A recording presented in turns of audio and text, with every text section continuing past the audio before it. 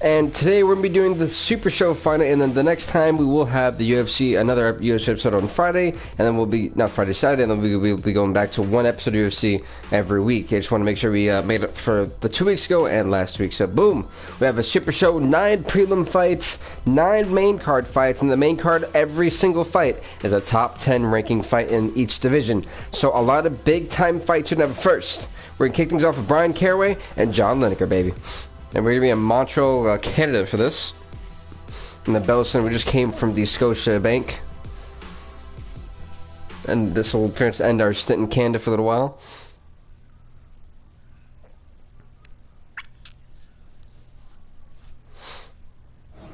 Alright, coming up next, it's a bantamweight match. We're kicking things off in the men's bantamweight division. I'm actually like really stoked and really excited to be here. To be honest. Damn, he just hit him right in the abdominal. A lot of kicks.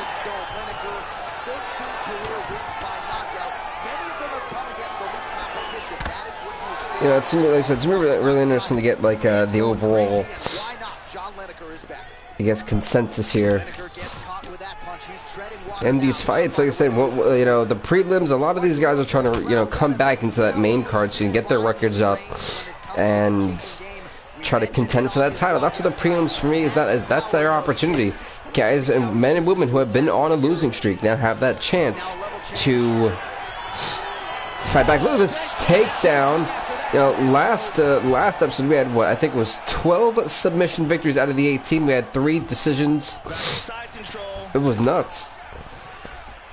And only 2 knockouts. Let's see if we're in for the same type of fights here tonight. Excellent movement and transitions here on the ground, staying busy.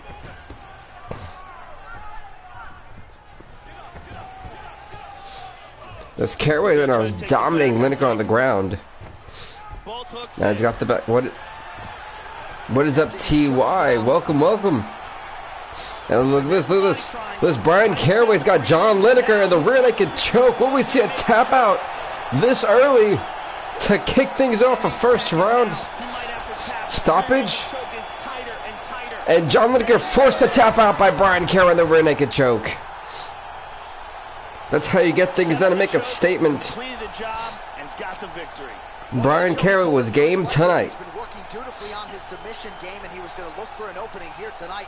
Safe to say he found one near perfect setup on the choke. I mean, yeah, it was an absolutely perfect setup. I mean, the guy literally had it in there. There's nowhere for Lineker to go, and Lineker kind of gave the backup a little bit too easily. Cuts off the blood supply, and you could see the fighter go limp. You know, it was a nasty little submission. Inside the octagon, Bruce Buffer has the official decision. Sorry about my sniffling, folks. 2 minutes, 40 seconds in the very first round. Declaring the winner by tap out due to a rear naked choke, Bryan Kid Lightning Caraway. Well, the celebration is on in the Well, congrats to Bryan Caraway, man. I mean, absolutely a great fight, a clean fight at that. And Caraway goes 1-1. Lineker, unfortunately, going 0-2. It wasn't the best showing for him, getting tapped out that quickly, but nonetheless, he still had some type of effort, some type of try, and we'll see him back in maybe a little bit. Bryan Caraway, folks, 1-1. And thankfully for this young man, now that is all that is left to do. Listen, folks, we actually will be updating the rankings this week, so basically that's how we'll make the next fight night. Now, this is the last super fight night we're going to be doing of 18 fights. Then we're going to leave that solely for the pay-per-view. I think even with the pay-per-view, we'll leave it at 8. Probably not have an 18 fight card for a while. Maybe like 16, 15 about. And then the fight nights will be anywhere from 11 to maybe 13. So, yeah.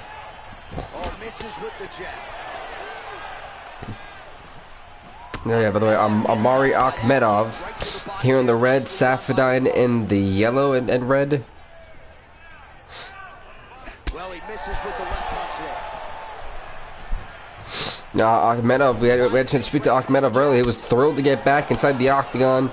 He didn't have the most successful run in the tournament. Both guys have proved to be dangerous in the opening seconds of this fight. But, you know, he was optimistic about it and, you know, wants to try to turn some heads here tonight in the welterweight division. And he has a great opportunity to do it against Tariq Saffiedine. Good hooks to the body there. Trying to go for a clinch, no, but some great takedown defense from Saffiedine. Now he's trying to turn around. He's got the double under. Again, these guys are tussling back in the clinch. Both men with some great wrestling backgrounds, not refusing to go down. Oh, what hell of a judo throw! That was so smooth by Akhmedov. He barely took any real time to get out of that, to bring him down. That was so quick. If you blinked, you missed it.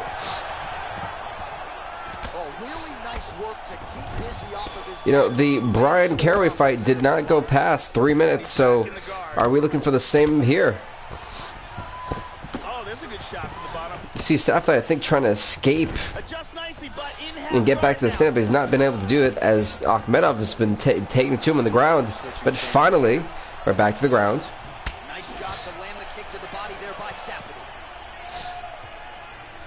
Oh, slipped that one. It's like waiting for that perfect opportunity. Caught him with a punch. The guy's now jockeying a little bit. Good little inside kick. He got tagged there. Well, I know he's confident in his chin, Joe, but he left his head wide open for that returning hook there. He would be wise to start moving his feet, get on the tips of his toes, and figure out a way. So far, both these fighters proving to be pretty impressive in this first round. Now, who would I have to give so far the victory for this round? I think we actually had a draw. Nice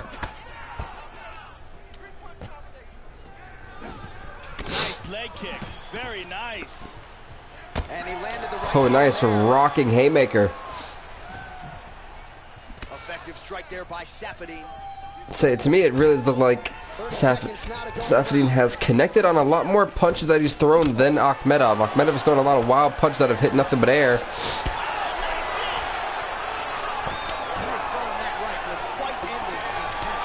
I think Saffiedine is basically being a counter striker for most of this first round.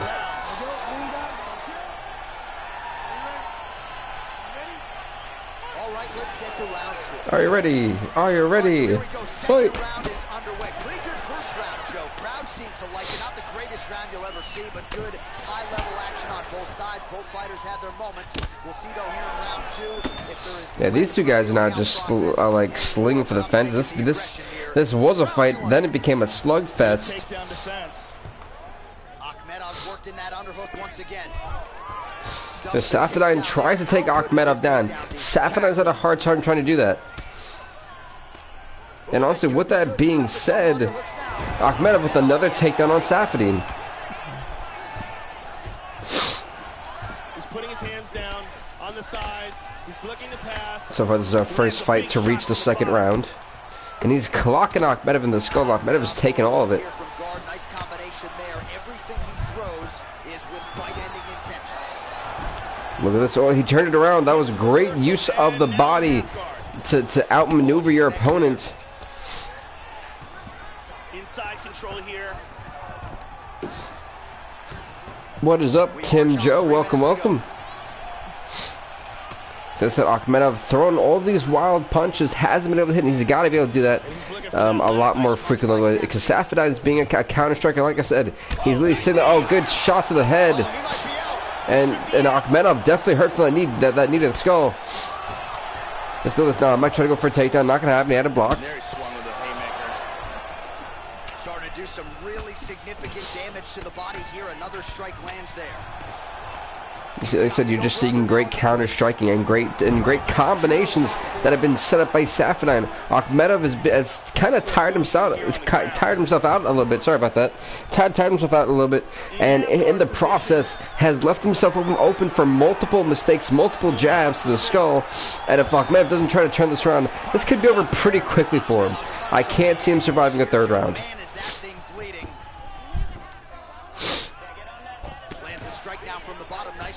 Saffiedine. Hip escape. Gets out of the full mount.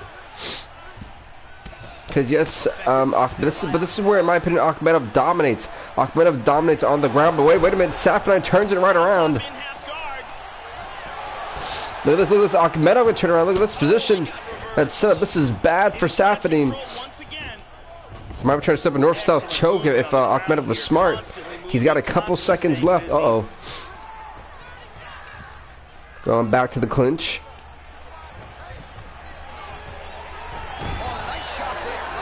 Again, took him down again. Like I said, Akhmedov on the takedowns has been lethal. And he's getting rocked. And that was the end of round number 2. We're going to round number 3, the third and final round of what's been a pretty solid fight between these two welterweights. And this third round has officially begun. You know, Akhmedov, I don't feel, can take enough, a lot more headshots. You got to protect his face, probably take it to the ground. That's where Akhmedov has been a lot more successful, is on the ground. Sure, Safin. Oh my, what a super! That's what I'm talking about right there. And you see the damage it did to Safin, the back of Safin's head. It hurt him. It rocks. Even the camera shook. If he hits another takedown this early, Safin's definitely losing points. And Safin's lower jaw does not look good. I don't think it's broken, but starting to show some obvious signs of swelling. These guys have inside leg trip. That's right there. Very nicely done. Said both these guys have great takedown defense. It's been proven. They've really done their homework on each other. Now he's got over under. So both guys jockeying for position. Safin, I think, is only taking down Akhmedov once. You know how I was talking to you guys before about how much stamina does Akhmedov really have to expend. I don't think he's gonna have to be really patient in this third round because of how exhausted he's been. He wasted a lot of his energy in the first 2 rounds. You know, that's a big mistake you don't make, and already Akhmedov has made that mistake. He's already tired, and he still has 2 minutes and 30 seconds left on this fight to go. Meanwhile, Safin is sitting there chilling because he's not expended all of his energy. Over underhooks here. Well, you've got to admire the urgency here. He is trying to keep the judges out of it, lighten up his opponent left and right. Look at this. They're going back to the clinch, and in this third round, this is like one of those fill-out processes this round, because Akhmedov's tired. Safin can't really outbeat Akhmedov in the wrestling. Not trying to beat him up in the clinch here. Tying up here in the clinch, looking for openings. And Safin's got the tie clinch, Joe. This could be trouble. Good body shot. Said I think he's going to try to go for a knockout here. I mean, he can possibly get it going, but this Akhmedov is kind of taking a beating in this third round. Look at this. Goes for a single. Oh, this Akhmedov trying to go for a single takedown. It just cost him. Let's you see how drained Akhmedov. He's got 40 seconds left to go. Hasn't gotten a lot done. Like I said, he wasted all that energy in the beginning of the other fight. 30 seconds now to go in the round. Finds a home for that left hook. Safin is really, in my opinion, I think I'm going to give this fight. We're probably going to go to a decision, so I'm going to have to give this fight to Safin. Wise to get those hands up, Joe. This Akhmedov is messed up. I mean, it was a solid 15-minute fight. Now the real question is, who did the judges view as the winner? Ladies and gentlemen, after 3 rounds, we go to the judges' scorecard for a decision. All 3 judges scored the contest 9-28. Wow, a 3-point victory.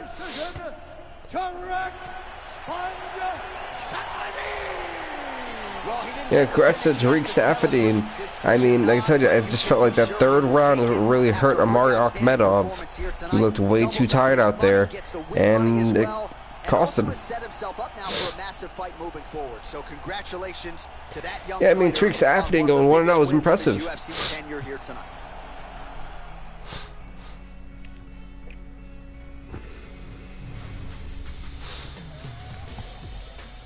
Next up is Vilianti versus Alexander Gustafsson. Jan Vilianti will take on Alexander Gustafsson in the light heavyweight division.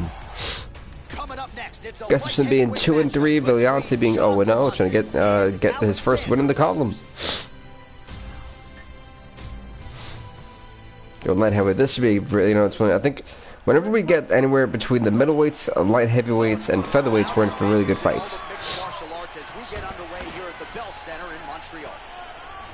Well, here he is, folks, as good as any striker in this UFC light heavyweight division. 8 career wins in round 1, 10 career wins by knockout, and a versatile striker, too. He can beat you with kicks, with knees, with elbows, with his fists.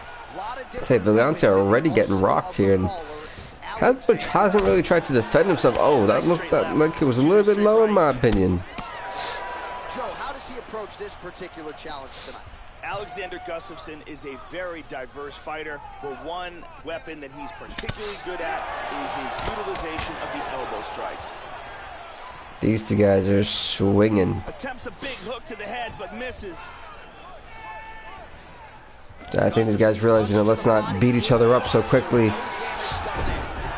Yeah, nice single leg takedown. Yeah, that's one thing I see once we get to light heavyweight division. Guys have a harder time of getting out of the takedowns.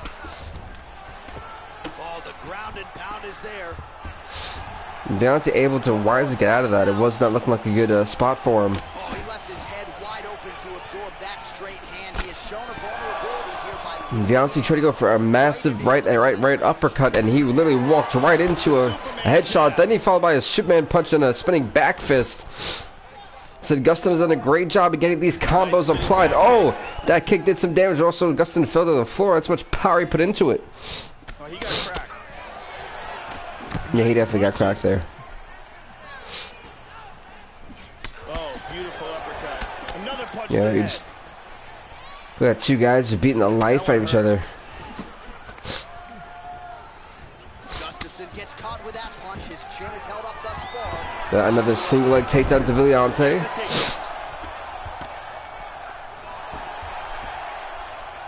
Let's just try to do that. I'm trying to target that face. Valiante's got to find out a way to get Gustafsson off of him. Valiante's has done a great job. He's avoiding being put on the ground. He does not want to sit there and fight with the guy who's that aggressive, that lethal, and it's smart. It is smart fighting, folks. Beautifully placed there by the former football standout John Valiante. He tagged him again. Hook shot attempt to the head here. Instead, it's blocked by Valiante. Oh, got him. He got him. He absolutely has Valiante rocked. He's got to keep up this pressure. Oh, Valiante's down. As Gustafsson now capitalizing. Valiante's been rocked. Here on the cage. Oh, we look at a first round knockout. Courtesy of Alexander Gustafsson. Nice, very nicely done. Look at this crowd. They're on their feet here in Canada. All right, that was a great first round, and we almost had a knockout victory. It was smart by Gustafsson. He kept the aggression, and once again, look at this, Valiante hurts.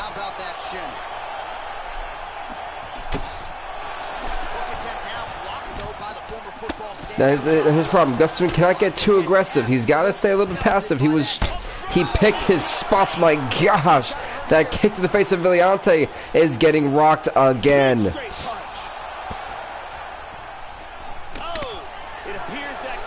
Valiante's taking so many shots at the jaw. Oh, the spinning back fist.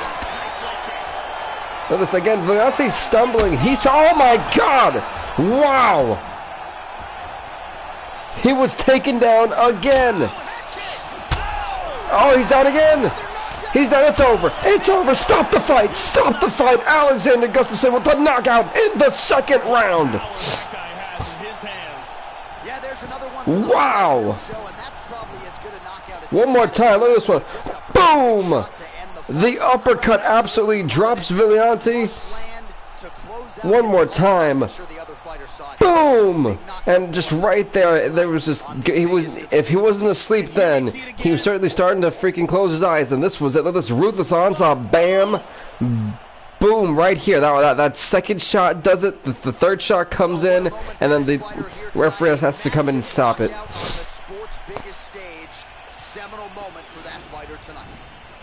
Ladies and gentlemen, referee Herb Dean is going to stop to this contest.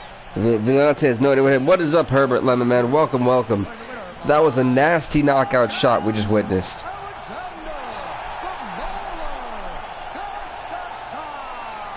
So now we have Alexander Gustafsson going 3-3. Valiante, unfortunately, his debut going 0-1.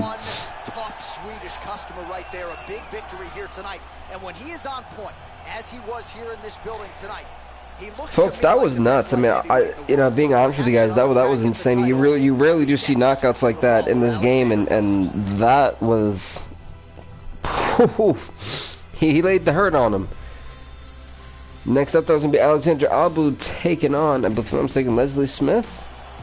Yep, Alexander Albu actually 0-1. Leslie Smith going 0-0 here.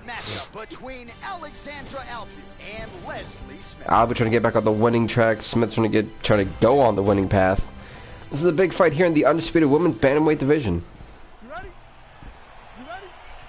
And at long last, we are underway here at the Bell Center in Montreal, Quebec, Canada. Cool. Okay, nice little shot. Yeah, that was a nice little check kick from Albu. Smith tried to go with the check kick, and Albu did not allow her to get that one going. She wisely checked it. Huge kick misses. Ooh.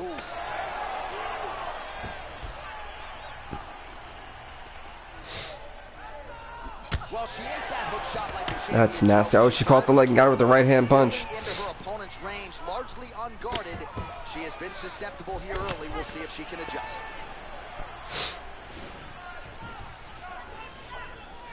This is a bit of a chess battle here. Very good exchanges here.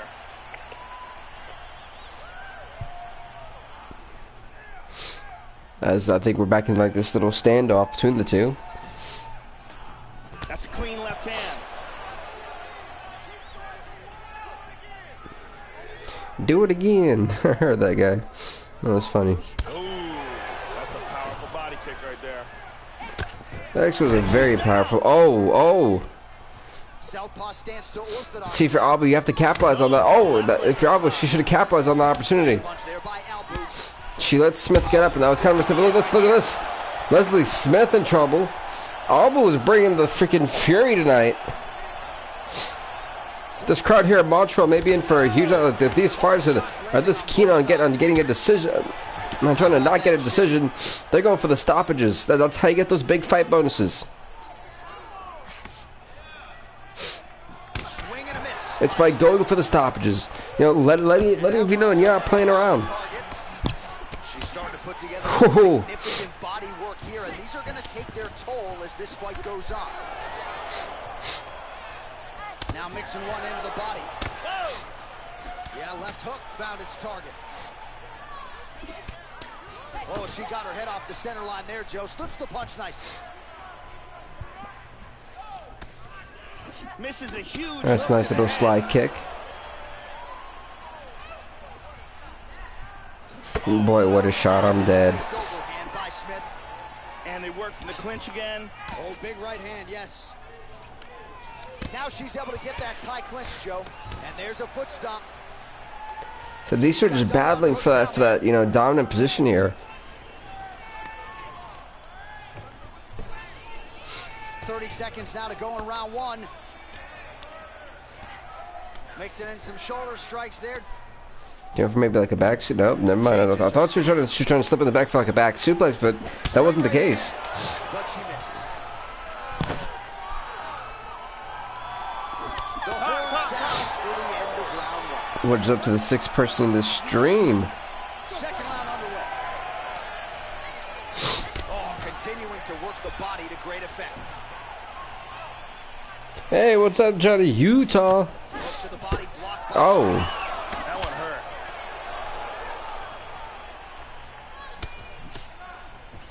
She's definitely leading in for that strike. She lands the left punch. Good defense there. She connected What's up to the seventh person in the stream? Welcome. Without even looking at those stats bottom of your screen, you know that. So, like I said, for this fight, we haven't had any takedowns yet. They've kept it on the stand-up. They've really, for the most part, have been trying to just go for that knockout. And it looks like that, you know, Albu has done a great job of neutralizing Exactly. Leslie Smith's ability to take it down to the ground. She got her head snapped back with that jab, Joe, and she continues to show a vulnerability here by almost leaning right into her opponent's range.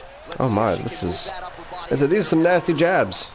And so, you know, last time out, we had a lot of submission victories in the first round. We had 12 of the 18 fights go by submission. And here tonight, these fighters we've seen a knockout, we've seen a decision, we've seen a submission victory so far. So they're getting all types of fighting styles. I think this has been a really great matchup here in the prelims. And on top of that, we haven't even touched the main card. Which, by the way, let me read you the super stacked main card tonight. And it's not in order, but I will tell you that the main event is Tyron Woodley, the number 3 ranked welterweight in the world at 8-3. Takes on the number 5 ranked Kamaru Usman at 2-1. That's just one of the fights tonight. We have in the women's undisputed bantamweight division, number 5 ranked Joanne Calder at 5-2 takes on number 6 ranked Sarah McMahon at 4, who's 4-2. We've got in the 5 division, number 2 ranked Ben Nigwin as he takes on number 7 ranked Justin Scoggins on another big fight. Then we have in the men's bantamweight division, Iliri Alcantara takes on number 1 ranked Joe Soto. And if you don't think that's super huge, then we have in the flyweight division Teruto Ishihara, the number 2 ranked flyweight, taking on the number 4 ranked flyweight in featherweight in Jose Aldo. In the lightweight division, we've got number 4 ranked Michael Johnson taking on number 3 ranked Gilbert Burns. In the men's in the middleweight division, we have number 3 ranked Christoph Jocko taking on number 2 ranked Derek Brunson. There's so many different fights, and we'll get to the other 2 fights left. But right there, what we've seen was Abu really dominate, and I mean honestly dominate right there. And Smith once again feeling the pain, and Abu's got that cut on her left thigh. But like I was saying, in the light heavyweight division, in the main card, we have Aldrich Cook, who's the number 4 ranked light heavyweight, taking on the number 6 ranked and former champion Anthony Rumble Johnson. And then for the heavyweight, we have number 7th ranked Kenneth Thomas at 8-3 as he takes on number 4 ranked Derek Lewis, who's 5-1. Big fights. Some people can be dropping ranks, some people can be losing ranks. But either way, it's a super big fight. I think that they like air. They like air touch gloves somehow. That's interesting. Whoa, she caught with the haymaker. And then Smith, that's what I'm saying. Smith does not have that killer instinct to just go on and fight and pummel her. And that's a big mistake.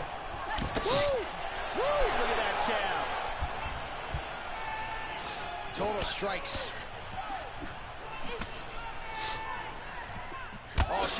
Like when you've got a rock, you got to go with that aggression. The previous round, it's one thing to be aggressive, but also efficient. She is certainly doing that. Effective punch there by. Oh, these women are just tearing each other apart. She blocks the shot, Joe. Smith's lower jaw looking extremely swollen now. It really does. It's looking a little bit nasty. Nice shot. Trying to establish that jab once again. She blocked the punch. We got 3 minutes left in this 3rd and final round. Well, she left her body wide open, Joe, and as such, she paid for it there. Beautifully placed and landed kick to the body. Let's see if she makes the adjustments here defensively. Oh! She caught her again. Good combination. She's got to keep up with the aggression. Again, she got her. She's got to keep it up, though. She can't allow Smith to get any recovery. This late in the round, this late in the fight, she's got to keep up the aggression. Albu gets caught by that straight punch. You got to do better than that defensively. Under 2 minutes to go in round 3. Again, she rocked her. This could be it. What is up, the Dean? Like I said, again, Albu getting rocked. If she can get the knockouts, it would be huge for Leslie Smith.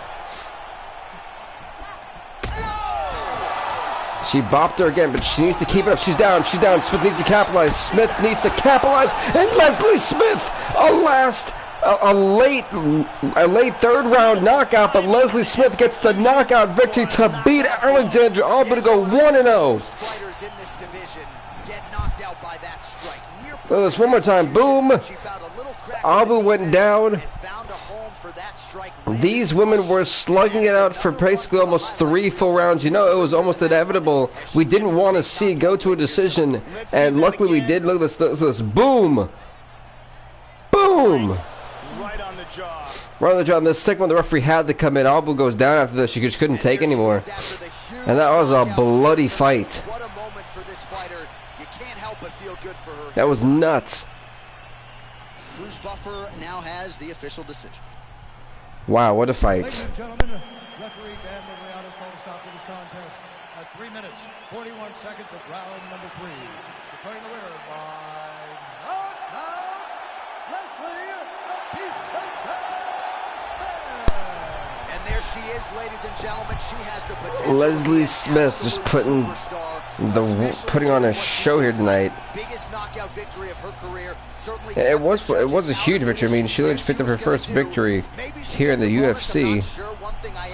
Alba going 0-2, so not the best start for Alexandra Alba, but you know that's how these fights are. You know, sometimes you really are super successful and you're not. You know, it's about how hard you train and all the other good stuff.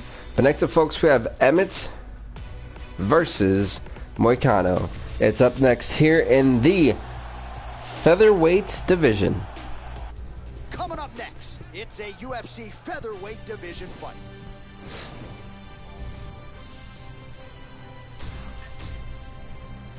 Not mistaken, Renato Moicano is 0-0, and Josh Emmett are 0-0 with their records here in the UFC. This should be a good fight. They don't touch gloves. I think they did, actually. You gotta wonder, will we be seeing more knockouts? You know, I know back in Toronto, Canada, we had a lot more submissions. This show and here in Montreal looked to be a lot more knockouts.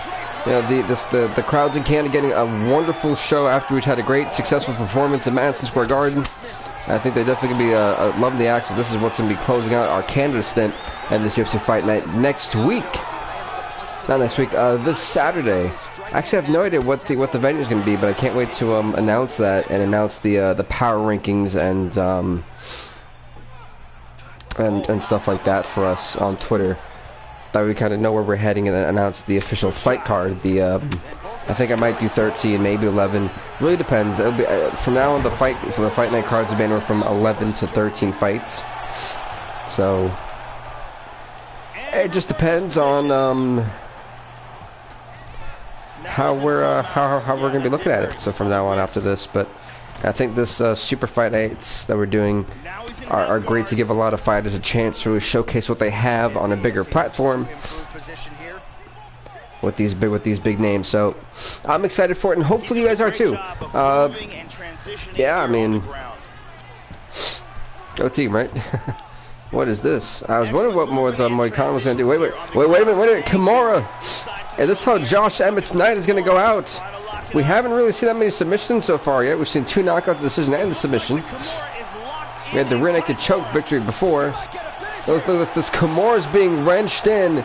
And if Emmett doesn't finally get out of this, Moicano's going to have to break his arm almost. Emmett, is he going to tap? Emmett taps. Josh Emmett taps, and Renato Moicano gets his first victory, a Kimura submission victory, huge for the Shug Man and the featherweight division. Now we go inside the octagon. Bruce Buffer with the official decision. Ladies and gentlemen, referee Mario Amasaki has called a stop to this contest at 3 minutes, 9 seconds of the very first round. Declaring the winner by tap out,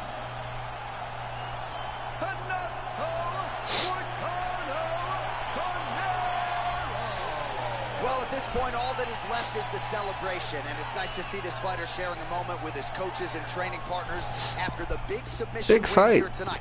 He had no this was a big win for him. When you get that 1-0 victory, you know you're not going to be behind. You're not going to be chasing that win, and it's huge for this young guy. And I agree. If it doesn't set him up for a big fight moving forward, I'd be surprised. I mean, said he didn't take a lot of damage. That means we could see him back as soon as Saturday, maybe. It really just depends. So you know, big fights, guys. Next up, we're going to have Udrak Carter taking on Louis Smolka here in the flyweight division. Udrak Carter, the Frenchman. UFC flyweight division matchup. Taking on the 0-1 Louis Smolka. Here we go. Are you ready? Are you ready? Hey, there goes the man, the myth, the legend, Herb Dean, one of the best referees and officials out there.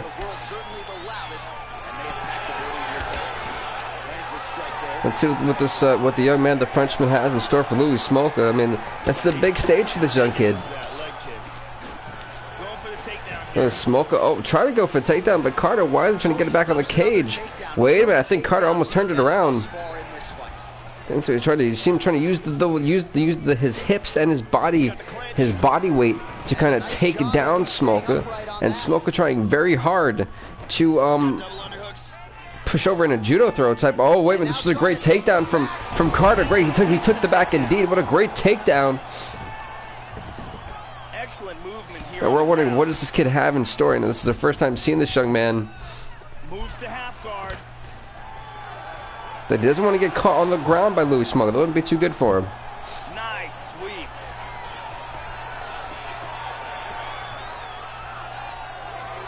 They're battling on the ground, and oh, Smoker's up top. This may not be good for the young kid. Yeah, right now we're going to see how wise is good, how good is his wrestling. A lot of people said he's a great striker and kickboxer. Big punch from the bottom into side control. Excellent movement on the ground here. That's where it gets good. Better his position. So Carter has been kind of dominated on the ground. I said, you know, Smoker's not allowed Carter to really get anything going so far since being on the ground, and he's got to try to find a way to get out of this. Postures up. A good arm try. This is where he needs to use Smoker's momentum. Oh. Typically we see that be a change of the guard for a lot of fighters. Carter wasn't able to really wrap it around. Got to check that face being on the ground, because right now it's all Louis Smoker. He lands a hammer fist. If he can try to get a rear naked choke or a triangle choke, he's got to be able to try to do that. Oh, that was good. It looks like you just see the levels that Louis Smoker has really trained in his career with being on the ground. He's trying to pass here. You know, you got to wonder how many more times he's got to be able to fit. This was a great turnaround. Like I said, he was dominated on for a good 2.5 minutes. Now can he get to a half guard, maybe full guard, try to get an arm bar or something going for him? He doesn't want to fall. Uh-oh. The kid may be in trouble. The kid may be in trouble. He may tap out. The kid's got to try to hang in there. The kid gets saved. He got put into the rear naked choke, and the kid was saved as he goes on to round number 2. You know, he's going to be very careful of that. The kid may want to try to keep it up onto the ground. I mean, not on the ground, to the stand-up, because right now he was, in my opinion, dominated on the ground. Said he had some good spots, but Louis Smoker's wrestling was just too good, and some of those exchanges that, you know, he really dominated, controlled the pace of the ground, and it really forced Ujirad Carter to try to make some mistakes that he probably wouldn't normally do. But, you know, that is how good Louis Smoker's, you know, takedown offense and defense is, especially his wrestling. Well, he leaned right into that hook shot, Joe, and that is certainly something that bears watching here moving forward. I know he's confident in his chin, but he's a sitting duck there, walking right into the pocket to...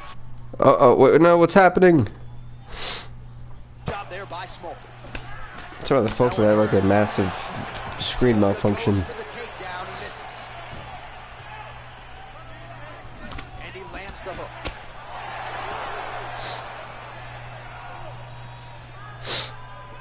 Look at that, right to the temple. He feints with the kick. Oh, got him with that right hand. I said, if he can keep it on the ground, Ujirad Carter's going to have a great advantage, as we've already seen. Smoker cannot strike. This may be a mistake that Ujirad makes. I mean, he should keep it on the ground, on the stand-up. He dominated on the stand-up. After round 1, so he got the message from the corner, and now he is taking control of this second round. Excellent takedown defense. They're battling on that cage. Smoker actually exhausted, and this would be the perfect time for Carter. There you go.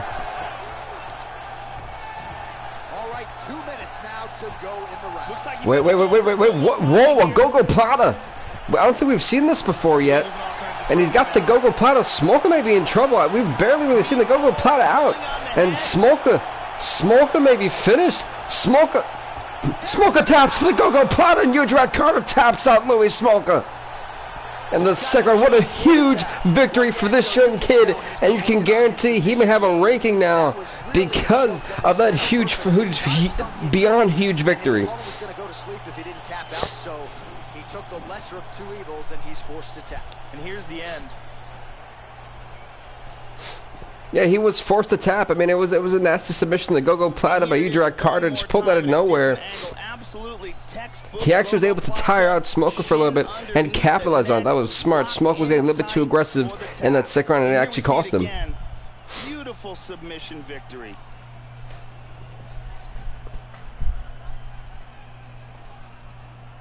So a seminal moment for this fighter here tonight as he gets the win by a huge victory for Udrak Carter. Ladies and gentlemen, referee Herb Dean has called a stop to this contest at 3 minutes, 23 seconds of round number 2.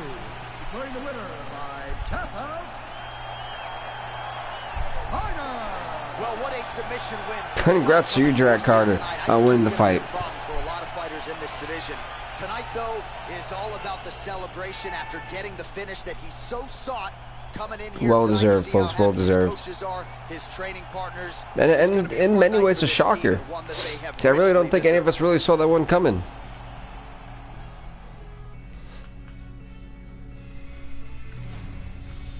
Remember, folks, this is just the prelims. We have 3 more fights in the prelims before we go on to the main card. But like I said, next up, folks, is going to be in the lightweight division. The 2-7 Cowboy Donald Cerrone takes on the 0-1 Paul Felder. What's up next?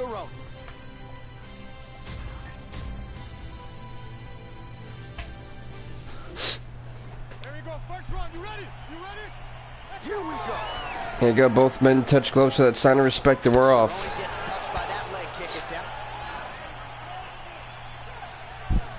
Straight right hand, no good. See both these guys gonna do in this fight.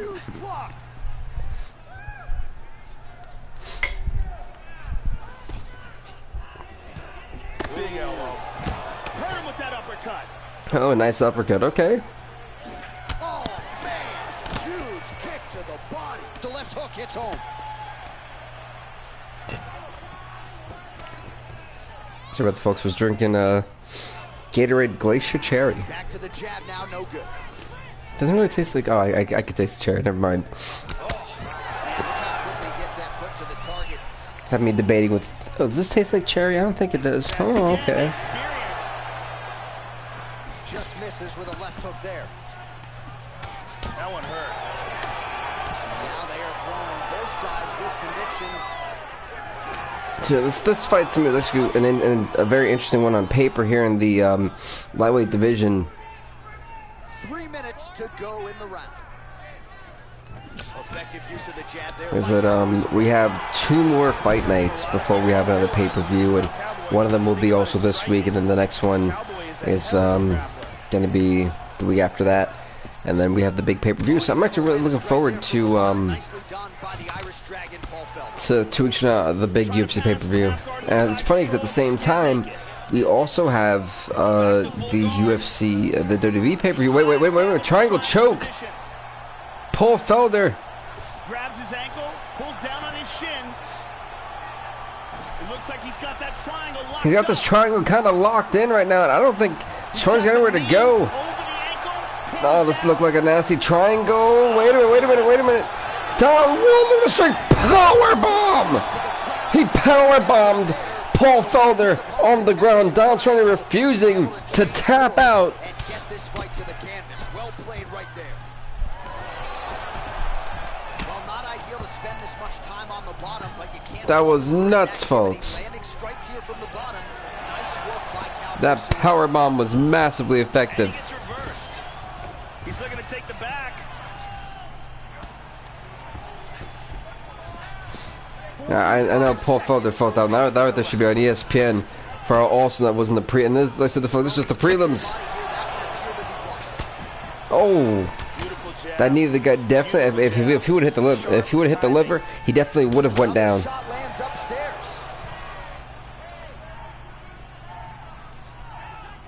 Final seconds here of round 1. Hey, what's up to the 8th person in the stream? Welcome. Round 2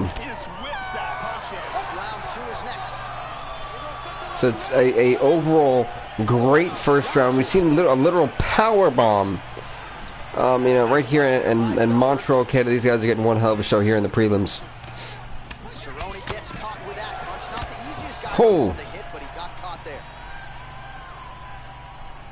Okay, in this like standoff. And I said both guys really rocked each other that first round. I'm pretty sure they're gonna try to be a little bit more cautious after a very explosive feeling out process. So hopefully you guys cannot hear my mini fridge. That would be terrible. I don't think it's a very big and loud noisemaker. Oh, good opportunity to do damage here. He's got that tie clinch. Cerrone gets the tie clinch here. All right, let's see what we get. Oh, that's, you know, Don Cerrone coming in with the record in our series at 2-7. That's not a great record to have. I mean, that's almost as bad as Amanda Nunes' 0-8 when she was and she had a horrible time getting victories. Paul Felder came into this at 0-1 due to losing in the lightweight tournament. Cerrone needs to get a lot of wins. I mean, of course, it's big for Felder, you know, to go back to, you know, that 500 column of 1-1. But Donald Cerrone has to get a lot of victories in order to even come back that main card scene, come back to that like fight night prime to try to compete, to even be ranked for a title. It's going to be a serious battle for Donald Cerrone, and every fight that we see him in, I think, is literally going to be at the fight like it's his last. So it's going to be really interesting to see how hard Donald Cerrone is going to come out for this.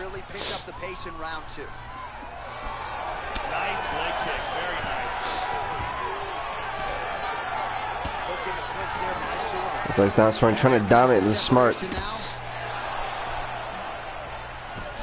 Listen, folks, after this show is over, when we get done with the main card, which we haven't even gotten to yet, by the way, every single fight on the main card is at least a top 10 fight. So, and every division. Look at this. Felder's stunned, but Cerrone needs to keep going with that aggression. He can't stop and wait. A good double leg takedown. Let's see what Cerrone does with this. Extremely swollen at this point in time. We'll keep an eye on it as this fight moves forward.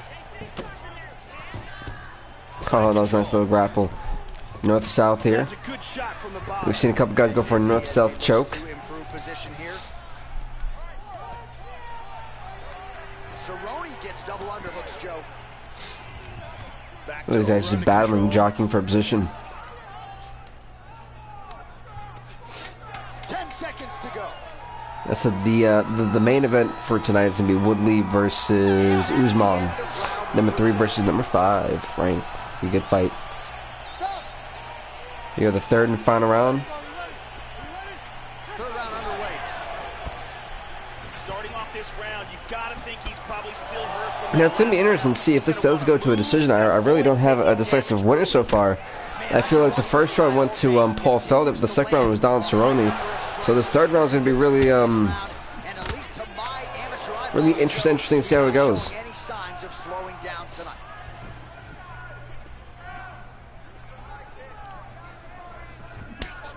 Yeah, both guys don't want to make a mistake. This late in the fight, we seen literally in the Smith versus Albu fight. Albu made a mistake literally with a minute left in the round, and she got knocked out for it.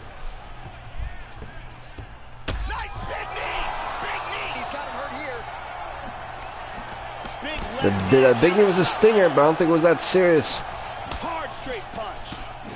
Oh, and he eats a shot. How about that chin? Oh man, that was a great like 5-set combo right there from Paul Felder. Every shot landed literally. Just over 3 minutes to go in round 3.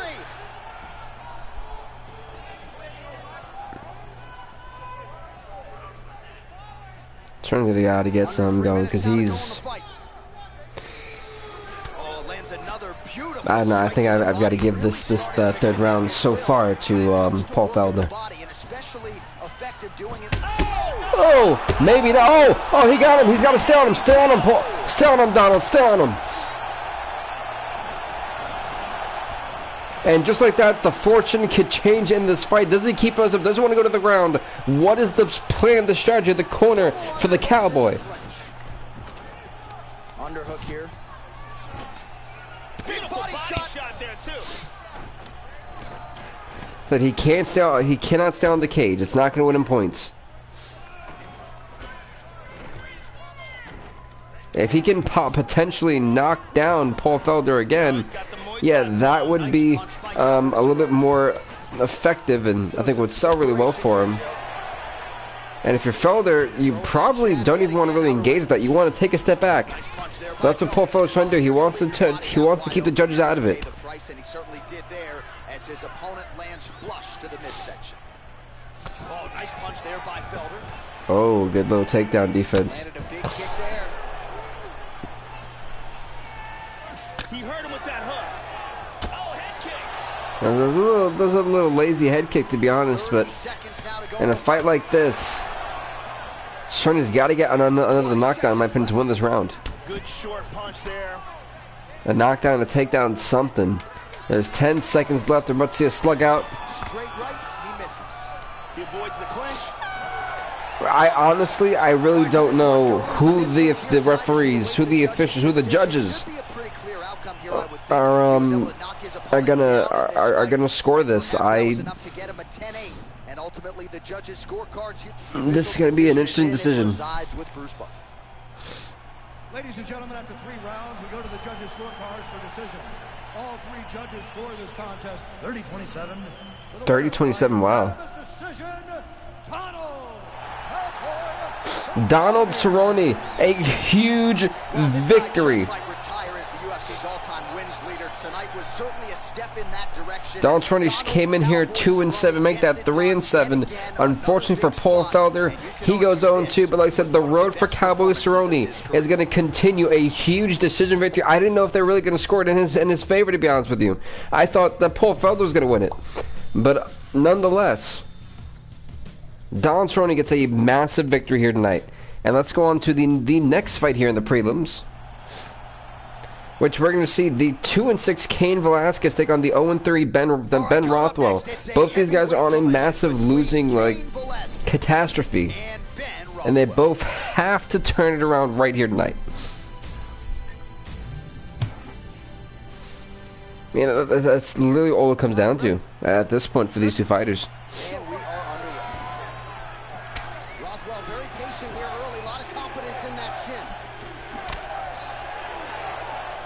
So Velasquez going with that 2-6 record. Ben Rothwell 0-3. One thing to keep an eye out for in this fight are the takedowns of Cain Velasquez. Cain Velasquez is fantastic. Cain Velasquez right with a single leg takedown to Ben Rothwell. So 2 very burly individuals. The king of Kenosha gets caught with that punch. He's doing a great job of moving and transitioning here on the ground. You know, the action here in the prelims have been nothing short of just spectacular. Nice punch by Velasquez. You see Rothwell trying to get out of this, and Velasquez just rocking him. Rothwell. Whoa! Cain Velasquez with a massive first round knockout. That was nuts. Velasquez now goes 3-6. His victory, his record's going to improve. Rothwell going 0-4, not too good for him. But it's not like we won't see him. But Cain Velasquez just absolutely decimated Ben Rothwell. The fight just started. We go right inside the octagon to Bruce Buffer. He has the official decision. Ladies and gentlemen, referee Dan Bergliata has called a stop to this contest. What you guys hear me clicking stuff is making sure I got that update the records for the fight card. All right, so a big win for Cardio Cain Velasquez here tonight, and I know a big part of the narrative here during fight. I mean, Cain Velasquez just barely broke a sweat in that fight. Single leg takedown, took him down, knocked him out, bullied him. And Cain Velasquez going 3-6 now. He had to win. A lot of guys who were literally in their last chance get a huge victory here tonight. That shows you how much this means to these guys. They came in focused, determined, and prepared, and they came out with the victory. Donald Cerrone came with the victory. Cain Velasquez now came in with the victory. Now this is the big fight here in the prelims to get you guys warmed up for the main card. Whitaker versus Sonnen. And you'd be surprised about the records of these two guys. Chael Sonnen at 1-2 here in the middleweight division.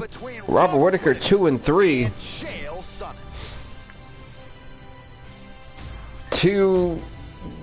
Both these fighters want to go back to being in that 500. The one who loses, of course, it's going to hurt, but it's not like it's the end of the world for them.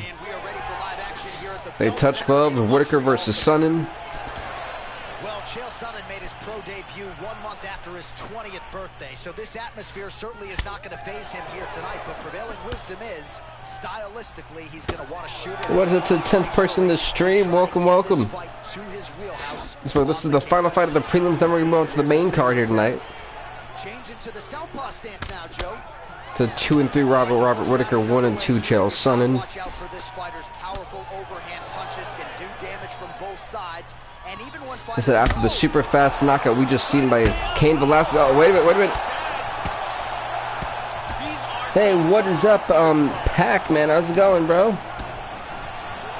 Welcome, howdy. After that right hand, Chael Sonnen already reeling. He went down already. We like said, you know, it's funny. And back when we had the UFC Super Fight Night last week, we literally had 12 submission victories out of the 18-match fights we had. And in this Super Fight Night, we've had way more knockouts. We had 2 knockouts last episode. We've had like what, 3 I think already. So we've already toppled that. It's insane. So folks, typically we do this once a week, but because this week is kind of special, I was making up for last week, not doing the 2.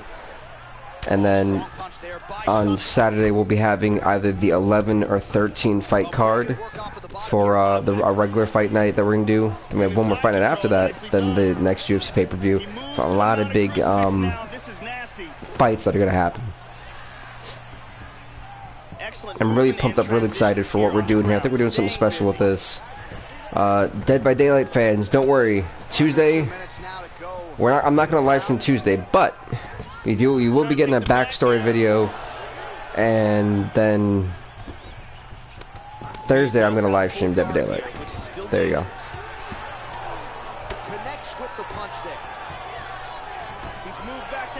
He's moving to half guard, where Chael Sonnen needs to be to try to dominate Robert Whitaker.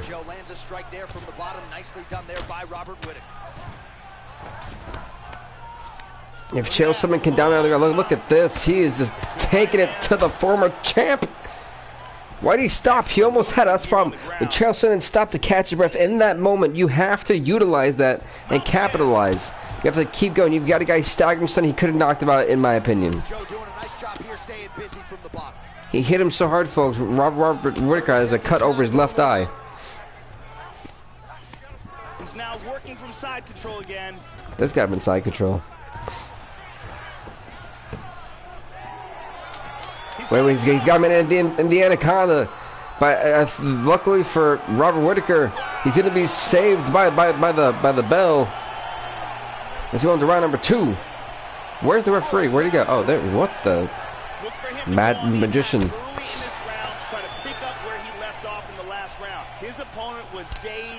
That's a nice little leg kick. Okay.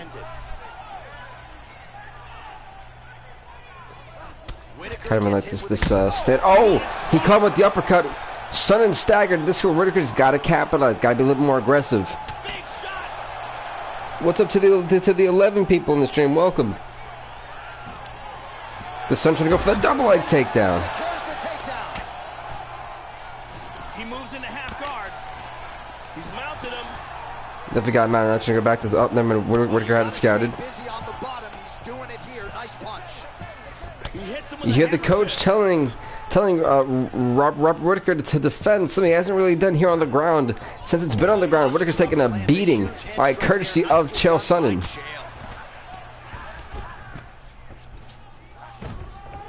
So both guys want to come back to that main card soon with that 500 record. Whether it's Chael Sonnen who could go 2-2, or Robert Whitaker can go 3-3. Either way, this is a big fight here tonight for both of these guys, and it puts them back into that ranking contention. So we have top 10 rankings in every division, and it's really hard to crack in there. So this is a big statement victory for both these fighters. just reached the midpoint of the fight. That position we just saw was actually the same position that Cain Velasquez knocked out Ben Rothwell just a few minutes ago.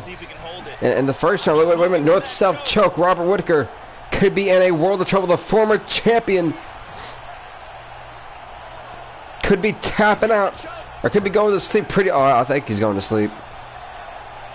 He's out of it, yeah.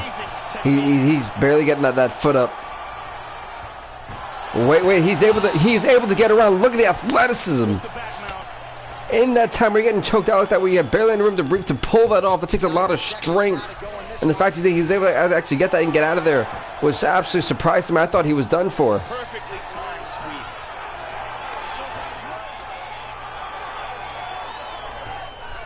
sweep. This Chael Sonnen just dominating here on the ground. Excellent movement on the ground here. Always trying This Whittaker trying to rise, try to get up, but not going to happen. And Chael Sonnen using his body weight to just push him right back down to right where he wants him. Chael Sonnen, since this fight's been on the ground, Chael Sonnen has been dominating. And Whittaker needs to keep it on the stand-up. Because right now, I got to give round 2 to Chael Sonnen. I'm almost going to try. I almost think I want to give round 1 to Chael Sonnen as well. Oh, not after. He's got to tie. He's got to capitalize. He's got to capitalize. What is he doing? What is Robert Whittaker doing? A huge spot where he could have put the fight away right at the last second of the second round. He didn't capitalize. He may live to regret that.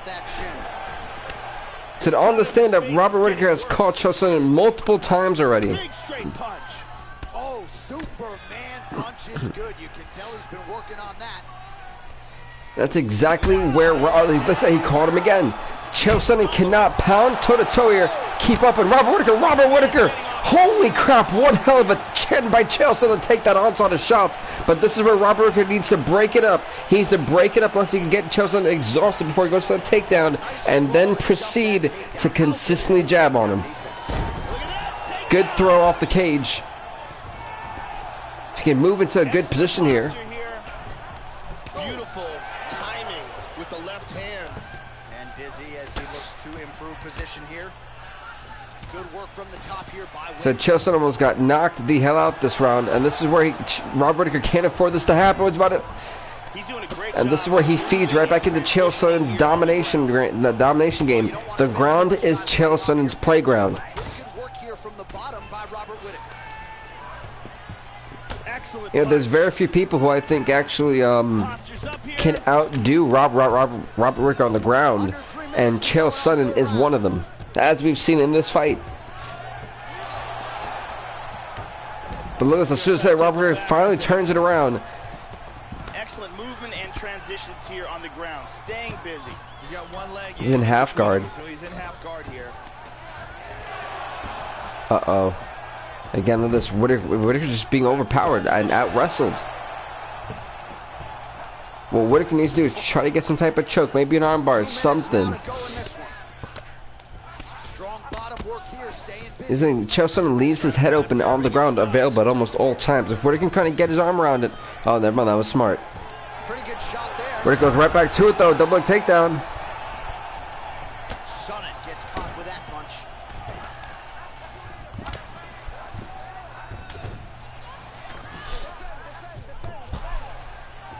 To me personally, if this does go to a decision, I gotta give it to Chael Sonnen. Even though Whittaker understands done fine, most of the fight's been on the ground. And busy as he looks to improve position here. He's doing a great job of moving and transitioning. Uh-oh, this is not looking good for Whittaker at all.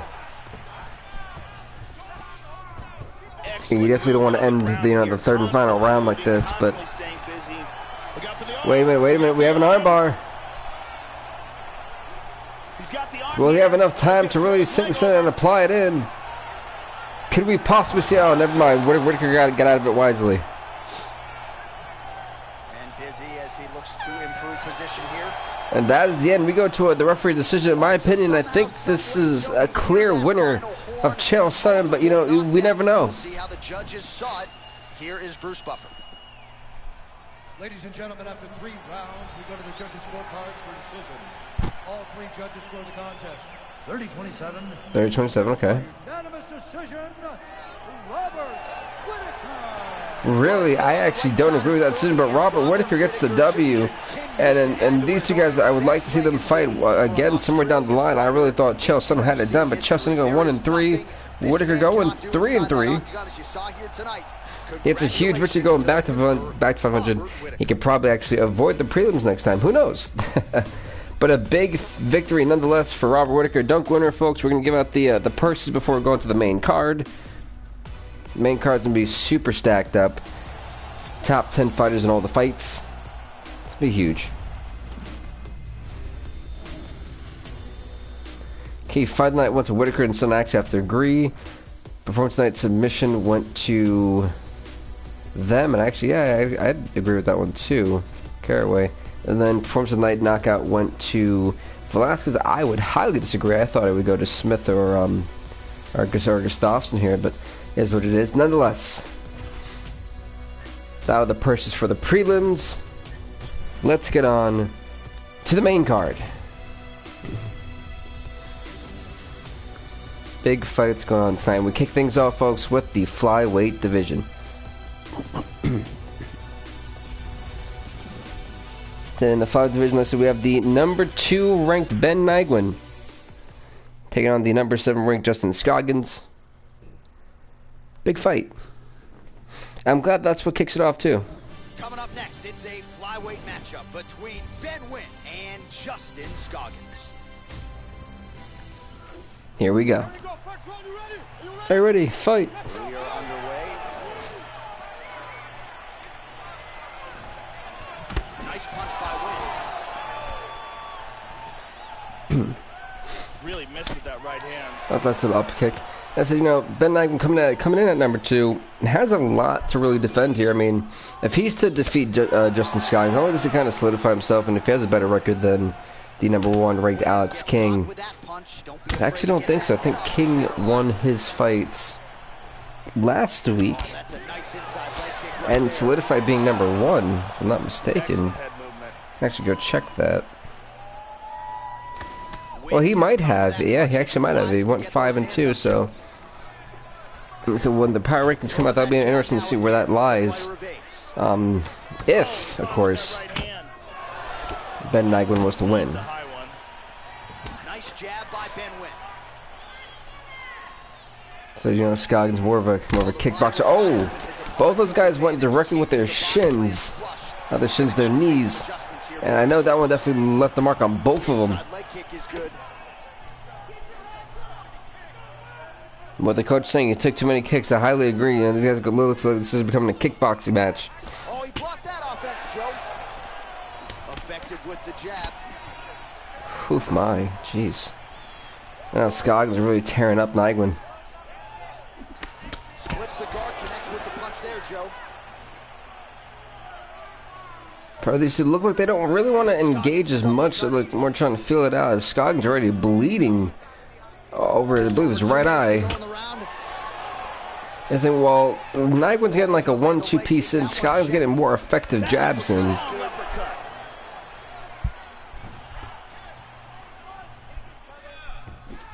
He hurt him with that hook. So you see Nyguen really wanting to go for a takedown, but he's like withholding it for some reason. I'm not sure why either. Good defense there. You hear both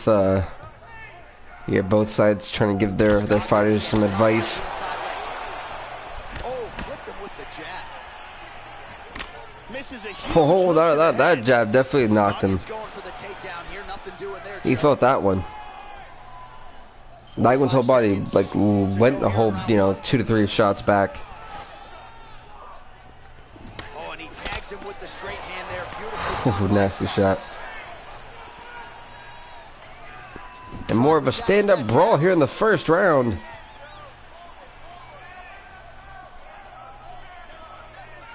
See, both guys are a little bit hesitant on engaging. His lower jaw very swollen now. Time to bite down on the mouthpiece and move forward.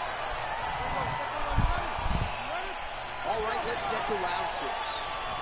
Here we go, round number 2 comes in. We'll see if these fighters get after it. You saw at the of round one, a little bit of a feeling out process. Entertaining round, don't get me wrong, but we will see here in round two if there's an uptick in the aggression on both sides. Yeah, that's I think what we're wondering. Will they be more aggressive? Will they go for a takedown? What is the plan of both sides? That's going to be the real question. I like the way you mix that up here. Looking to land the leg kick now. Nygren's landed 6 body strikes. Scoggins with 5. He is eternally aggressive, but he paid for it there. His head was wide open, and his opponent is able to land the uppercut there. He's gonna Oh my! Oh! Nygren's down. Scoggins caught Nygren. He's got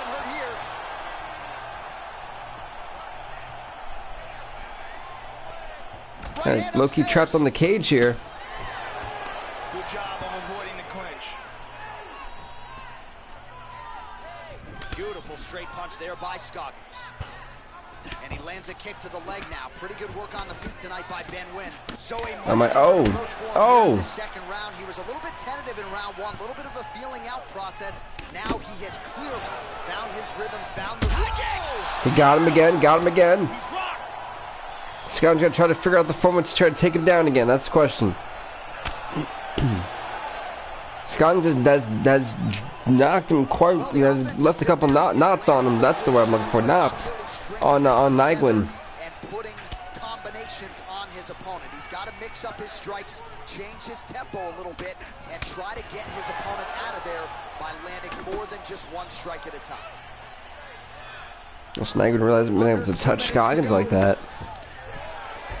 Scoggins going for a single leg takedown. Scoggins gets the single leg takedown. Working from a mounted crucifix. This is not good. Inside control once again. Wait, north-south. And he's controlling him here. What is the plan for Scoggins? Nice work to keep busy off of his back as he lands some more offense here from bottom.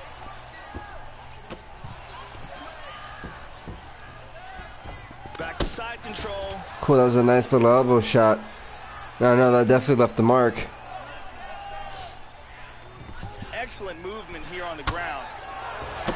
Those elbows are coming in, and if Nygren doesn't do anything about it, well, it's smart of Nygren. He looks to improve position here. But Scoggins really dominated so far. He's in half guard here, landing some big shots. Trying to. Yeah, he caught him.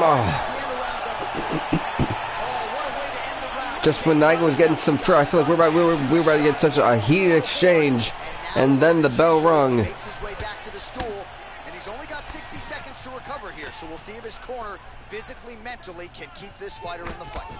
Well, he continues to land a high number of strikes here, just like he did in the previous round. Yeah, both fighters really are kicking up multiple notches here tonight.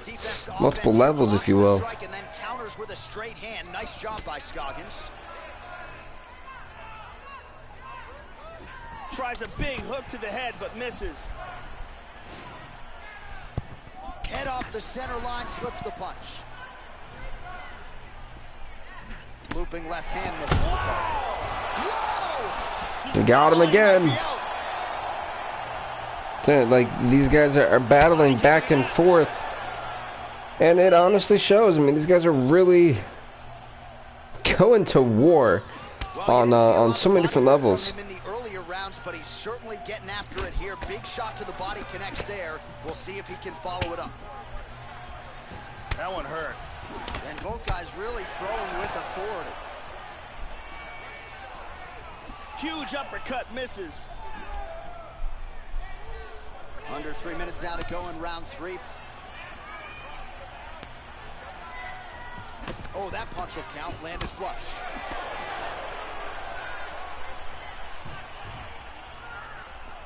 Hook shot attempt to the head here. Instead, it's blocked by Ben. All right.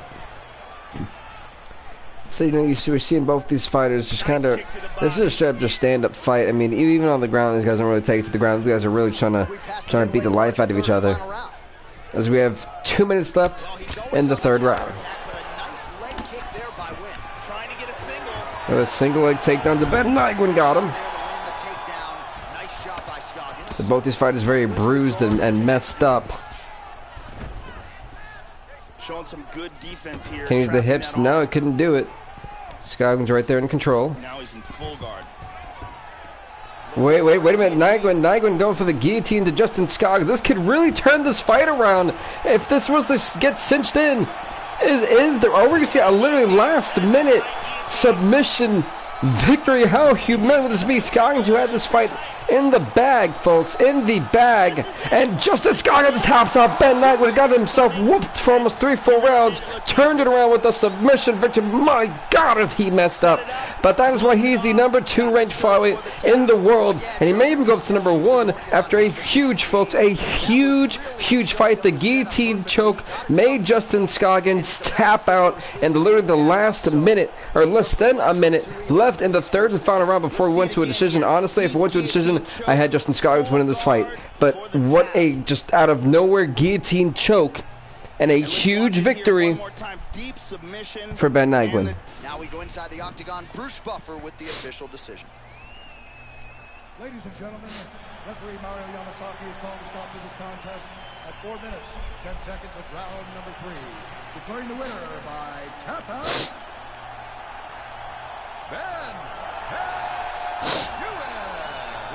So Justin Scoggins going 1-2, Ben Nyguen going 4-2, and increasing his record. So a big victory for Ben Nyguen. Gets the submission tonight. Now the celebration is on. There got to be few things in all of pro sports as satisfying than to be able to celebrate a UFC win with your coaches and training. You know, to pull that out the way he did from out of nowhere, it was absolutely huge in the third round. The next to focus is in the women's undisputed bantamweight division. It's up next. All right, coming up next, it's a women's bantamweight match. And this is another big fight. The #5 ranked fighter Joanne Calderwood takes on the #6 ranked fighter and Sarah McMahon. Now, the funniest part about this, even though typically whoever loses fight, actually, I mean, if Sarah McMahon does lose, she will drop a couple rankings. But if Sarah McMahon beats Joanne Calderwood, McMahon would take Calderwood's ranking. Calderwood would take McMahon's former ranking. So for this, it's not the worst case scenario for Calderwood, but it can be for Sarah McMahon. So she's got to be very, very careful of eyeing that.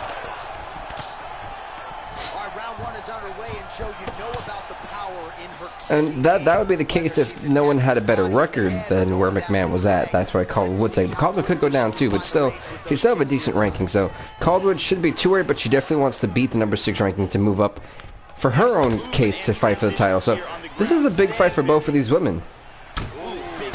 Oh, those elbow shots doing the damage. Oh, and that shot to the ear. McMahon ain't playing any games tonight. Trying to stay heavy here as best she can.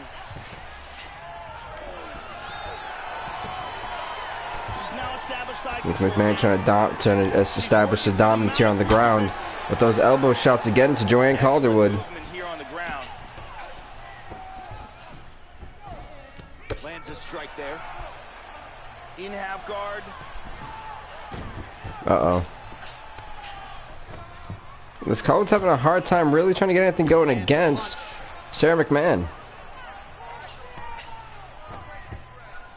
Neither fighter's really doing anything. Calderwood really is trying to get anything going. She moves to the mounted crucifix. Wait a minute. Oh, the Americana. And in the angle she's in, there is nothing really that Calderwood can do with that right arm. She can only use really her left arm here. Oh my goodness. This could be it. The Americanas, and we're seeing all different types of submissions here tonight. We've probably seen the Gogo Pod, Americana now, the arm, the guillotine, the really good choke. Look at this, she taps. Look at this, Sarah McMahon makes Joanne Calderwood tap out with the Americana. Sarah McMahon with a huge submission victory here in the first round. Yeah, really nice job by her there. All right, the official decision is in. Here's Bruce Buffer. McMahon would definitely be pleased to be boosted up in the rankings now. 15 seconds of the very first round. Declaring the winner by tap out, Sarah McMahon. Congrats to Sarah McMahon. She goes 5-2 in her record, while she puts Jordan Calderwood at 5-3. And typically they should swap rankings. That may not be the case here. Actually, looking at that, that may not be the case. But for the most part, I'm pretty sure that that would be the case. But you never know. We'll definitely have to look at the rankings going in when we do them. Probably not tonight, but maybe tomorrow we'll do them. That way we can kind of set up everything for the next couple of fights. So, there's some big fights, folks. Next up, we have in the light heavyweight division, another good fight. The number 4 ranked light heavyweight fighter, Aldrich Cook, at 4-1. Will take on the number 6 ranked fighter, Anthony Rumble Johnson, at 6-4. The former light heavyweight champion, Anthony Rumble Johnson, let's try to get back on the trail, and he would do it here by beating the German sensation, Aldrich Cook. There you go, they touch gloves, we're off. Those devastating shots. Perhaps would change the complexion of the fight, but that is easier said than done. The takedown defense has been outstanding. JUCO National Wrestling Champion, so he's got some wrestling chops. You know about the power. Anthony Rumble Johnson back under the bright lights tonight. Johnson gets lit up by that straight punch. Joe, how does he approach this particular challenge tonight? Anthony Rumble Johnson's takedowns are very underrated. Look for him to try to get those off tonight. That one hurt. And now they are throwing both sides with conviction. That's a clean left hand. Attempts a big hook to the head, but misses. Yeah, these are, what did you say about my mother punches? Uh-oh. I don't know if you guys just heard that comment, but that was actually absolutely funny. Wow. That's a Aldrich Cook, known for just not even caring. He will put his jaw on the line just to prove a point that he's one strong individual. Another single leg takedown to Anthony Rumble Johnson. Whoa, he literally just smoothly applied the Kimura out of nowhere. We barely really see Aldrich Cook's submission skills here, but we're about to see this maybe. And look at this. Look at this, the Kimura's been applied. Anthony Rumble Johnson could be tapping out in the first round. Are we about to see it, folks? And a submission victory for Aldrich Cook. He just broke the damn arm. And Aldrich Cook beats Anthony Rumble Johnson via submission. Look at this man. The light heavyweight man is on fire. He is continuing his reign of dominance in the light heavyweight division. He started off as a heavyweight, moved down to light heavyweight, and has been an absolute beast since moving down. And here's the end. That was nasty, folks. Wow. Ladies and gentlemen, referee Mario Amasaki's calling a stop to this contest at 2 minutes, 34 seconds of the very first round. Declaring the winner by submission due to a Kimura. So there he is, your winner by way of Aldrich Cook going 5-1 in his record. He'll definitely boost up in the rankings. Anthony Johnson, unfortunately, he's gonna drop though. He's 6-5. It's not the worst record in the world, but you know, he'll definitely drop in rankings due to this fight. But he should still be ranked. But nonetheless, folks, congrats to Aldrich Cook on a huge submission victory here in the first round in the light heavyweight division. Man barely broke a sweat.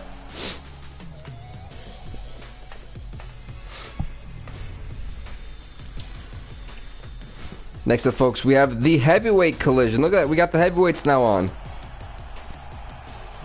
The number 7th ranked Kenneth Thomas takes on the number 4 ranked Derek Lewis. Kenneth Thomas 8-3 at number 7. Derek Lewis 5-1 at number 4. This is a big fight for both these guys. Two guys who are really just nasty fighters, who have extreme knockout power. Kenneth Thomas being a former heavyweight champion for us. This is huge. It's very interesting to see what these two heavyweights do.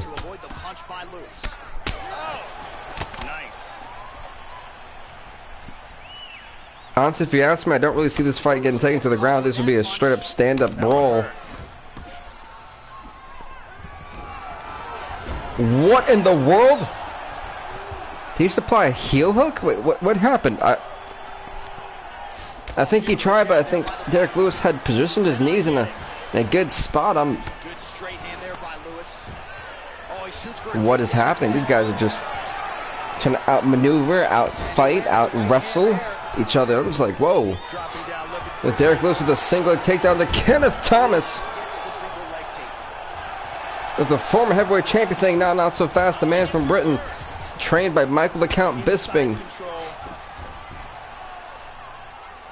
He's got the mounted crucifix. This is dangerous.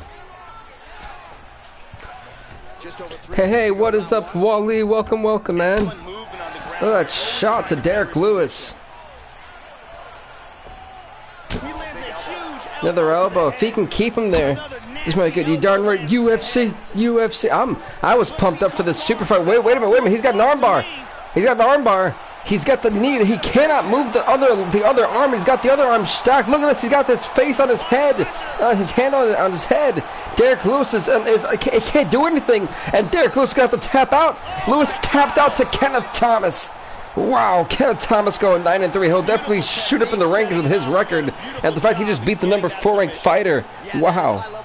How's the weather now for it? The weather is actually not too bad right now. We just got done with most of the rain, and because it stopped storming, I actually was able to stream today, so I'm super excited for it. And I'm really happy for that as well, so I'm glad I was able to do this. And we got another episode of UFC this week as well, by the way.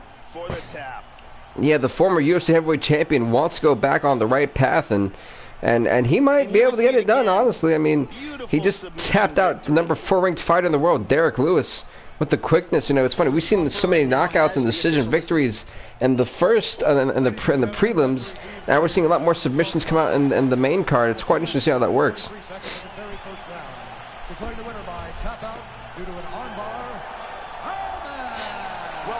Like I said, folks, Derek Lewis, unfortunately, his loss will now go 5-2, but he still has a great record. Won't drop at all, really. But Kenneth Thomas shooting up in the rankings at now 9-3. Definitely another problem here in the heavyweight division. The former UFC champion wants to make sure he's a 2-time champ. Let's see if he can actually get that done. But he's got the mountain to climb, folks.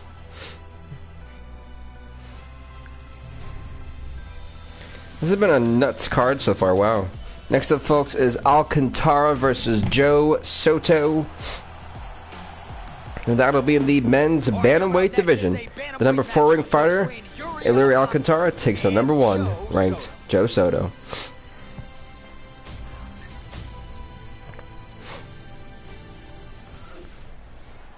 Are you ready? Are you ready? Fight!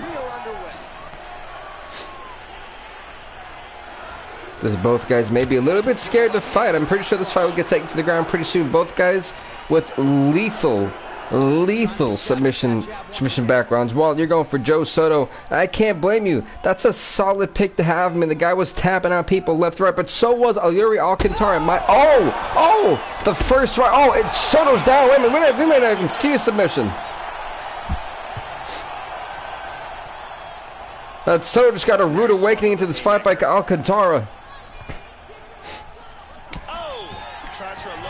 Wait a minute. Joe Soto going for takedown. Alcantara had it blocked.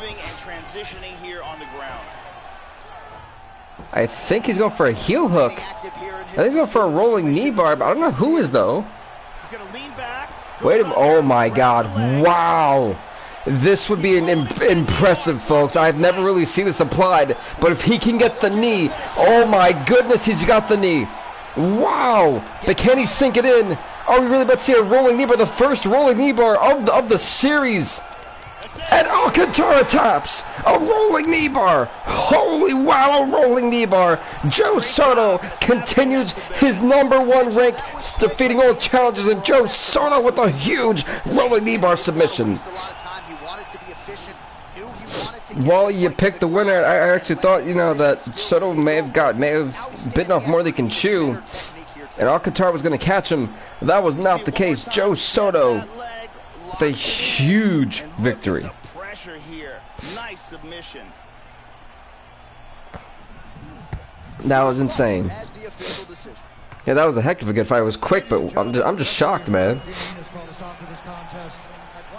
56 seconds of the very first round.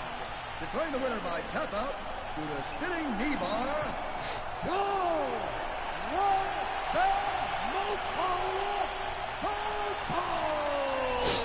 Congrats on Joe Soto winning the fight. He keeps his number 1 ranking, and I think with a victory like that, that's got to put him in to be the next challenger for the bantamweight title for Aljamain Sterling. I mean, I don't think we can really say no to this. I think Joe Soto should be the guy that fights Aljamain Sterling for the bantamweight championship. You know, we got 2 weeks, that could change maybe, but as of right now, I got to see him as the clear-cut winner. I mean, I can't see. I don't think I can really dispute that at the moment. We've had a lot of first-round submissions. First round, they're all except for the third round fight. Wow. And next up, folks, is some lightweight action. The number 4 ranked lightweight in the world, Michael Johnson, at 4-2 takes on the number 3 ranked lightweight Gilbert Burns, who's 3-1. Let's see how this fight goes. Opens with the left hand and lands flush. Yeah, so we've had some amazing action so far, and going for Burns for the win. I kind of think Burns may have this one just because he's got a great, not only a great submission background, a great wrestling background, but also he's really good at striking and, of course, jiu-jitsu. I mean, the man is a lethal jiu-jitsu specialist, so, and that specializes on the ground. So I think if he does get taken to the ground, I think Johnson's in trouble tonight. Neither guy really. I think for him, he needs to keep it on the stand-up. Burns gets caught with that punch. Gotta shore up the defense here. So it'll be interesting because, you know, we got so many different, you know, this crowd here in Canada has been treated to about 36 different fights so far. At the end of this episode, they've been treated 36 different fights. You know, Toronto had 18. Montreal's getting their 18. Then we're gonna leave the super fight nights, and then we're gonna go transition back to a 11 to 13 fight card.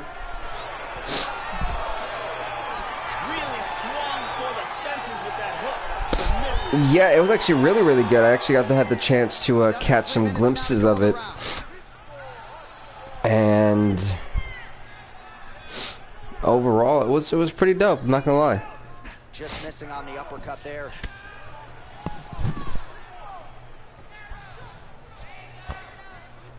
And it was pretty good. I think the NXT Championship match was relatively awesome as well. That one hurt. So both guys so far in the first round looking a little bit scared to fight each other. And, you know, I'm a little bit intrigued by this. I mean, both, of course, don't make a mistake. They've seen how quickly... Oh, Burns is down. Johnson's to capitalize. Let's get with Burns. Go for a single leg takedown. Go, Burns. I agree. Let's Burns meaning to try to quickly go for a submission. He took him down to avoid any more damage. Like I said, if Johnson can keep it on the stand-up, he's got a good shot at beating Burns. If it stays on the ground, we can guarantee that Burns may win this fight.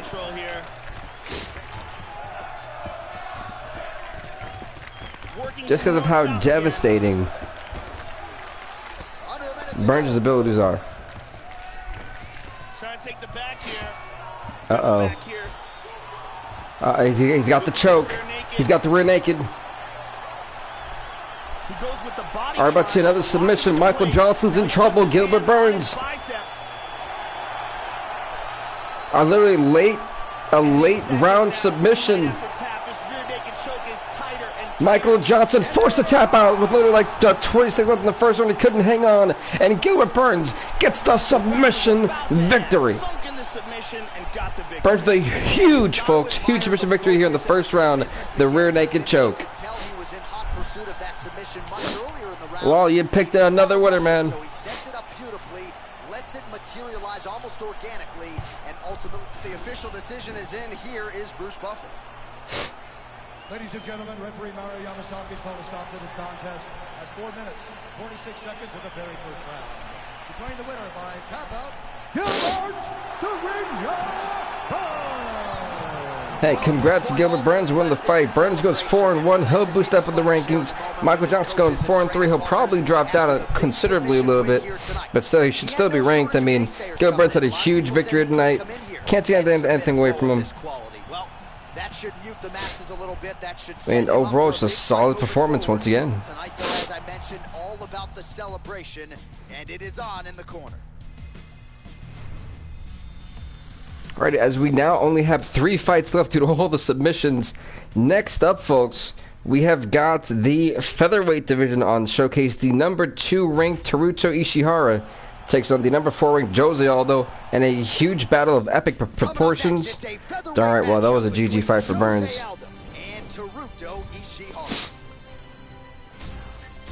Here we go, Aldo Ishihara, what's up next? Are you ready? We are underway. See, I think we actually put in a lot of jiu-jitsu fighters for the main card. When I made this, I realized that we had no, we actually didn't have jiu-jitsu like that. We just had a lot of submission specialists. Guys are really good at wrestling. It's interesting. Oh, well-placed leg kick, well-timed too.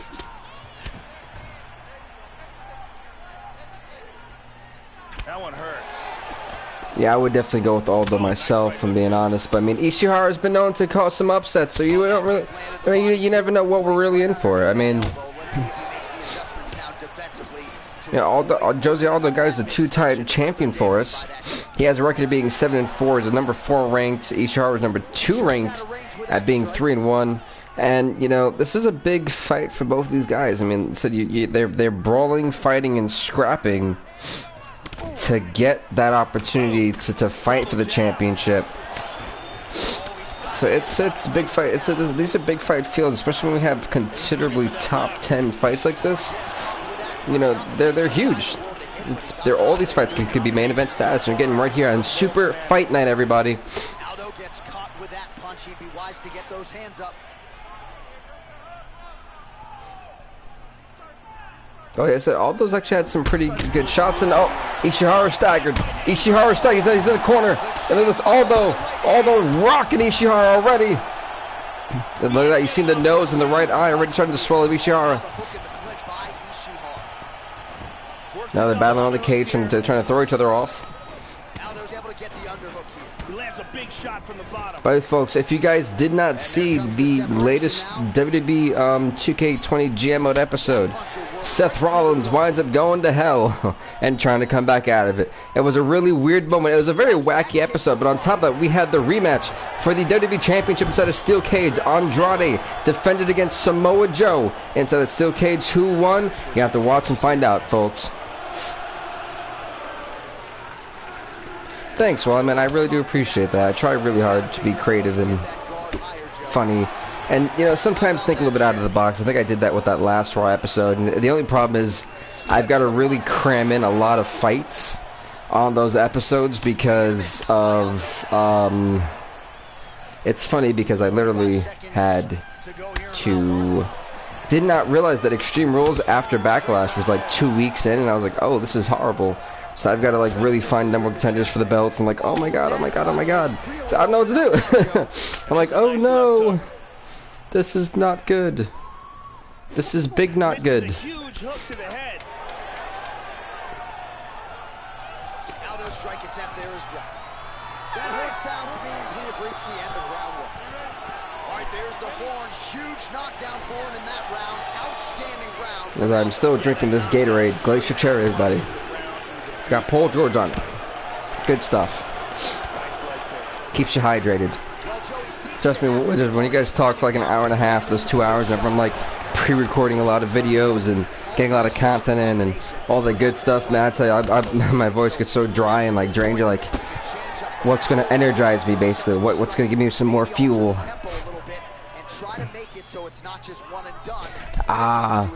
Yeah, Dead by Daylight for me is like one of my,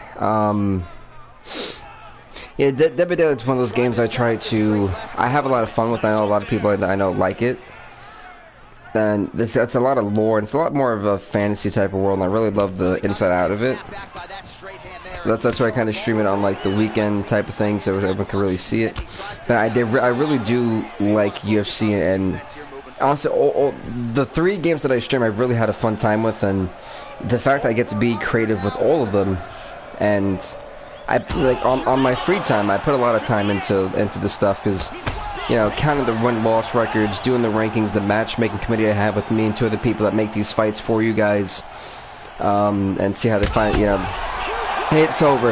If Aldo hits him, it's over. I don't think Ishihara is done for. And even Dead by Daylight, you know, Dead by Daylight's one of the things I can actually do with a lot of friends and get like more of a community census to. So it's like, you know, it's really great to be able to have all 3 different types of genres on the channel. We have sport, we have combat sports, we have wrestling where anything can happen. Then we have a world of like chaos and, you know, a lot of other stuff that goes into it. But Jose Aldo, folks, knocked out Teruto Ishihara. Aldo's definitely going to be going up in the rankings. That was nasty, folks. Absolutely nasty. Ishihara was number 2. Won't be number 2 anymore after today. And remember, folks, we have another UFC episode 2 on Saturday. It's a 13-fight show, so you don't want to miss that one too. But folks, don't go anywhere. We still have 2 more fights left. The welterweights and middleweights will be on display.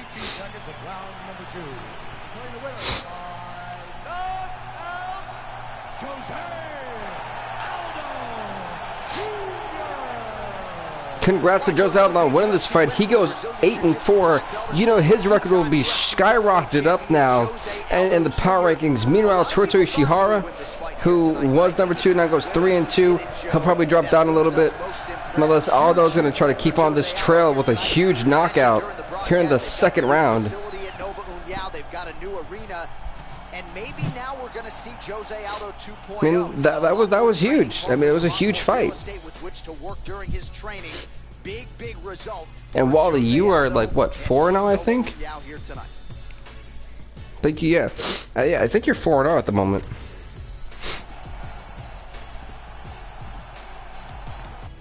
Coming up next, it is a middleweight matchup between Derek Brunson. All right, folks, here we go. It's the middleweight contenders here.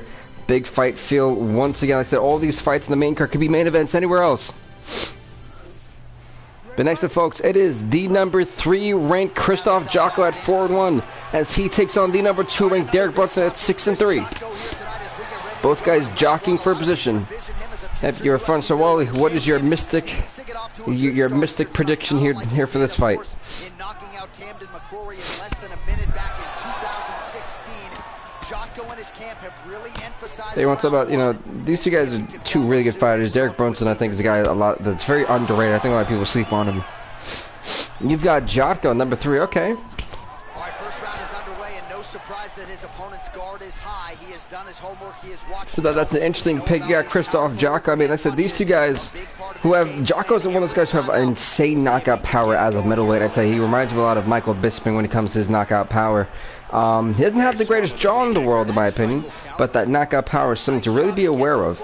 So, you know, Derek Brunson, a guy who's really well sounded overall. And I say anything really stands up, but he's a really solid fighter. I think that's what people sleep on him for. Is Derek Brunson may not do anything spectacular, like, oh my god, but Derek Brunson does enough to beat you up, to drain you, and then pick his spots. And that's what makes Derek Brunson such a good fighter. So, in this fight, it's going to be really hard to pick a winner. Showing the punch. Said personally, I feel Jotko, if this stays on the stand-ups, got this match won. But if Brunson could take it to the ground, I think it's gonna be all hands on deck at that point. Oh, a nice straight there by Brunson. You gotta be careful when you throw the same technique over and over and over again. Oh, there's a big shot. Yeah, these guys are literally closing the distance to just jab each other in the face. You want to talk about intensity? This is the type of fight you're seeing. This is an intense fight. Very nice leg kick for him there. Can't take too many of those. In the clinch now, Joe. He's got the double. He gets the oh, look at that shot to the abdominal. Punch there by Brunson. That knee might have landed there. So like knee, so knee's like, ha, take my knee. No, you're gonna take my knee, ha, I see you. That was funny. By the way, folks, you guys want to know the schedule for the rest of this week, I'll let you know. As long as, so this is as long as weather permits, by the way. Tomorrow, we're going to have the Dead by Daylight lore video, the backstory, and something scary. Right, folks, literally just me talking about lore of one of the killers, of course. I haven't picked out what killer just yet, but that'll be there tomorrow. This Derek Brunson still getting rocked. Oh, Derek Brunson got to be careful here. Go, Jotko, watch it. I said, you know, Jotko's smart, smooth, and clean like that. Knows that Jotko's banged up. I said, and then Wednesday. Oh, wait, Jotko's down.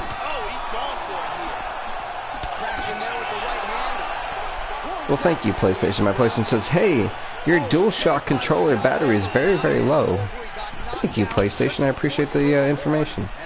Then Wednesday, we're going to have, I'm debating if I want to live stream SmackDown. I may not live stream SmackDown and then keep it as number 10 fights and have like 3 or 4 fights on, matches on SmackDown. Because we literally have this week, next week, and then Extreme Rules right after that. So it's like, I don't have a lot of time to really build storylines for Extreme Rules, but unfortunately, but I guess it'll help me build towards SummerSlam. And he's going with the knee to the body here, Joe. Shot goes kick to the body, that one blocked. So that means you get your cut content episode for SmackDown on Wednesday. Thursday we'll have the one of the Dead by Daylight streams. And it'll probably be the only Dead by Daylight stream for that week. I might do 2. If not, I'll make one that's like basically 2 different ones in one. Oh, look at this, look at this. He's stunned. Jocko's down again. Jocko's getting rocked. Yeah, see, darn right, Wally, I agree. I said, man, when I bring this back, I didn't really think I was going to get the overwhelming, like, support from you guys. Ever since I really just took it and ran with it and really trying to hone into it, you know? I wish my allergies would stop acting up at so many levels, folks.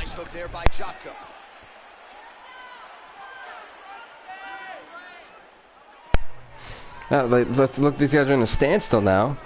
A weird little stare off. I think they're mouthing to each other a little bit. Maybe both guys trying to preserve some energy for the 3rd round. I was saying that on Thursday was going to be Dead by Daylight. Oh my god!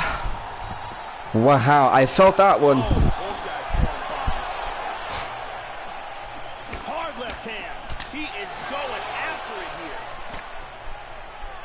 I massive felt that one, my goodness. Oh, what a jab.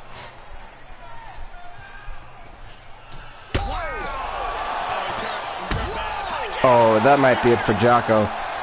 Jocko's taking a beating. I'm not sure how much he can take. Really threw a lot of power into that uppercut, but missed. Nice. Did I give Jock credit, man? He is taking these hits like a soul. Oh my goodness. And again, Jocko goes down, but Derek Brunson not capitalizing on those opportunities. Now Jocko with an uppercut. And that's in round number 2. What a big fight. What an awesome fight. So we go to the 3rd and final round of this fight right before the main event. This fight here is boosting the main event up. Man, this crowd here in Montreal has been ecstatic. Said folks, this episode here will actually end our tour in Canada for a little while. Both of these guys are rocking the hell out of each other. My goodness.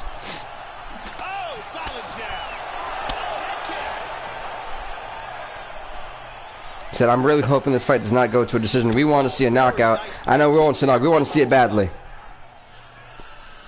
Tries a big hook to the head, but misses. Shot goes lower jaw, looking extremely. But I was saying, so Friday I might do. Oh, he's still up. I give Jocko credit because he got up so quick. I don't think he really understands where he is, where he knows where he is right now. That shot definitely broke something on the nose. If I'm being honest with you, my goodness, man, that was nuts. That one hurt him. This fight is dangerously close to being stopped. Come on, Jocko. Wally's pulling for Jocko, but my goodness, man. I mean, this guy's really giving you everything and anything. Wally, and oh, it's over. Oh, man. Oh, my God, he killed him. Derek Brunson in the 3rd round by knockout. This was one hell of a fight. You can't take anything away from Jocko or Derek Brunson. These guys just went to an absolute war. That last shot, I mean, Jocko took so many shots to the face. You knew one of these eventually were going to knock him down. And this one, that little right straight jab, that haymaking shot, the money-making shot is what they call it, knocks out Jocko cold. I mean, Derek Brunson and Christoph Jocko went to an absolute war with each other here tonight, folks. I mean, my God, what a fight. And if this this isn't fight of the night, I don't know what is. I mean, this is as good as it gets, folks. Derek Brunson, 3rd round knockout. Seminal moment for that fighter tonight. Let's go to Bruce Buffer inside the octagon with the official decision. 2 minutes, 1 second of the 3rd round. Declaring the winner by... Hey, you're still 4-1, man. That's not too bad. So there's the man of the moment. Christoph Jocko going to go 4-2 now on his record. Still with a great record. Derek Brunson going 7-3. And that may boost him to that #1 ranking. Who knows, folks? You just never know nowadays. But at the very least, you can be sure his next fight will be a big one, and he will celebrate deep into the night. I mean, if they don't consider Derek Brunson the #1 contender, or at least the #1 ranked fighter, I'd be surprised after this performance. But, you know, it really depends on what me and the fighting committee and the ranking committee really decide. I gotta sit down and talk with everybody about that. So, but next up, folks, this is your main event. Your main event, folks. It is in the welterweight division. Tyron Woodley, the #3 ranked welterweight fighter at 8-3, takes on the #5 ranked Kamaru Usman, is 2-1. The former was Tyron Woodley a former champ for us? I don't think Tyron Woodley was in our series. He might have been. I think I have to look back at the records about that one. So here's the UFC welterweight champion Tyron Woodley back on the proving ground. Figures to have the power advantage here tonight, and maybe even the speed edge. So we'll see if Woodley goes here tonight, folks. Your main event, 5 rounds in the welterweight division. You're going for Usman. Okay. I mean, hey, I don't blame him. I mean, listen, both these guys are so impressive, and it's just going to be really interesting to see how these guys have grown. I mean, like I said, you know, Woodley's been in a handful of fights already. I mean, he's at an 8-3 record, wants to go 9-3, wants to try to jump up in that rank and get that #1 spot. I mean, in a fight here like this, you know, your wins and losses, of course, count. The fighters you go against count. I couldn't see why he wouldn't be ranked #1 if he is to beat Usman here tonight. Like I said, you know, with those 2 extra fight nights we got, anything can happen. So, you know, at one minute you could be the #1 contender, and the next minute you couldn't be. So it really just depends. After this episode, we got 2 more fight nights. We got 1 more this week on Saturday. Said Friday we'll be doing Blackout and maybe a Dead by Daylight show. I'm not sure, but Blackout is definitely confirmed for Friday. Again, this is all as long as weather permits. Wait a minute, Tyron Woodley, the guillotine. Are we looking at the main event to be over this quickly? A 1st round submission. That choke is locked up. Is that what we're calling the end of the fight? No, not so fast. Guillotine was close. He's in half guard here. Well, he's been on his back here, but he's actually doing some pretty effective work, Joe. Lands a strike there from the bottom. Nicely done there by the chosen one. That was almost it. Wow, that was almost it. That was scary. Lewis really trying to outmaneuver Usman. Reversal and into You guys just battling it out now here on the ground. Tags him with the left hand. Nice arm trap. Busy as he looks to improve position here. Oh, there's a good shot from the bottom. He establishes back control. This again, Usman getting kind of sucking in a little bit. Oh, now Woodley's in control. Excellent movement and transitions here on the ground, staying busy. He postures into place. Bleeding now, nasty cut on his nose.